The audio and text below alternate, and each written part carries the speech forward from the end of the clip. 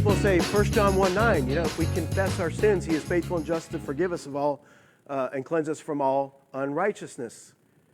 Okay, first of all, there's nothing in that verse that tells us that it's a constant thing. We're reading into it when we say, oh, well, this is something we have to keep doing. Okay, it could be one time. It is one time to me. What is that? Confessing is admitting. That's that part where I'm saying, I need forgiveness. I have blown it. I am wrong. I have done bad. I need forgiveness. That's confession. Think about it. In the court says, how many times have you, even lately in some of these, well-known cases of murder and stuff like that, how many times has somebody confessed that they'd done something? Did that mean they were sorry and asked for forgiveness? In a lot of cases, they don't. They're adamant about it. I did it, but I don't want forgiveness. Confession alone is not asking for forgiveness. I think this whole idea that confession and forgiveness go hand in hand actually carries back from Catholic roots, which actually carries back from when persecution stopped.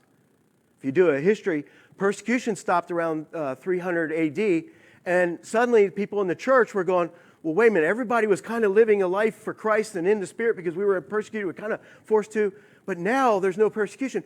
How are people going to behave? How are people going to live for Christ?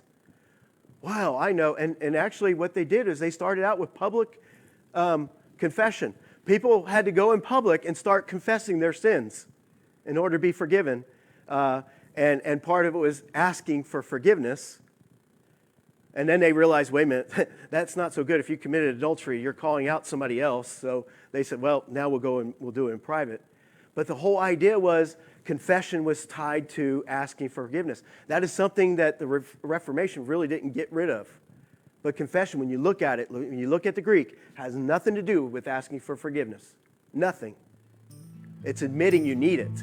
And there's a big difference.